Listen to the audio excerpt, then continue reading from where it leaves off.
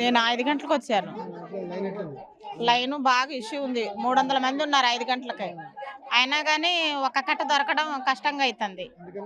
ఎందుకనో మరి government ఇట్టుంటది. Government దీనివల్ల మరి ఏం చేస్తున్నారు, వేరే కట్టలు 2000 కట్టలు 1900 కట్టలకైతే ఎన్నన్నా ఇస్తున్నారు.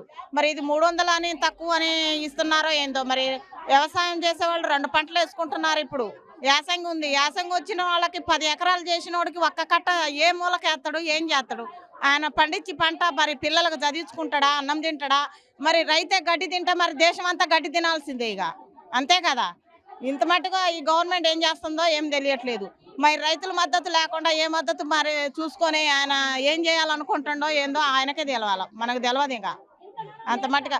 కానీ మహిళలు మాత్రానికి 5ంటికి వచ్చి లైన్లో క్యూ కడుతున్నారంటే ఆయన అర్థం చేసుకోవాలా. ఇంట్లో పిల్లలందరినీ వదిలిపెట్టుకొని అన్నం కూడు లేకుండా 2 దాకా బరికాపులు కాసి ఒక్క కట్ట కూడా దొరకట్లే ఒక్కొక్క రోజు. ఫోన్లో యాప్ ఇచ్చారు, యాప్ యాప్ ద్వారా చేసినా రావట్లేదండి. దాన్ని ఇక తంబు అంటున్నారు. మళ్ళీ ఎడకొచ్చి యాప్ ద్వారా చేసుకుంటే ఇంటికి రావచ్చుగా, మరి అట్లా సరఫరా చేయమనండి. ఇంకా దండం పెట్టుకోవచ్చు రైతులందరూ. యాప్ ద్వారా చేసుకుంటే ఫోన్లలో చేసుకుంటారు, ఇంటికే రావచ్చు కట్టలు.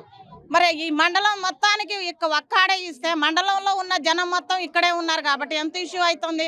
అదే గ్రామాల్లో ఏడ ఉన్న కొట్ల కాడ ఏ గ్రోమర్ షాప్ కాడ ఆడిస్తే అంతకుముందు ఏ విధంగా జరిగిందో ఆ విధంగా ఇస్తే రైతులు మంచిగా సక్రంగా పండించుకుంటారు, తినటానికి ముద్ద దొరికిద్ది.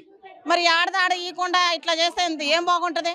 గ్రామాల్లో ఉన్న ఈ ప్రతి గ్రామానికి మందు కట్లు, అదే పురుగుల మందు షాప్ ఉంది కదా, గ్రోమర్ షాపులు ఉన్నాయి కదా, అవన్నీ అమ్మినప్పుడు ఇప్పుడు ఎందుకు ఇవ్వట్లేదు? మీ ప్రభుత్వం వచ్చాక ఇట్లా ఎందుకు చేస్తుంది?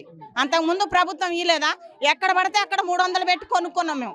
ఇవాళ 300 కాదు 500 బ్లాక్లో కొనుక్కుంటున్నారు ఉన్నోడు. మరి లేనోడు ఏం చేస్తాడు? ఆయన కౌలుకు చేస్తాడు, 10 ఎకరాలు కౌలుకు చేసి జనాన్ని పిల్లల్ని పోషించుకుంటాడు. ఆయన ఏం చేస్తాడు? అది కూడా అర్థం చేసుకోవాలి గవర్నమెంట్.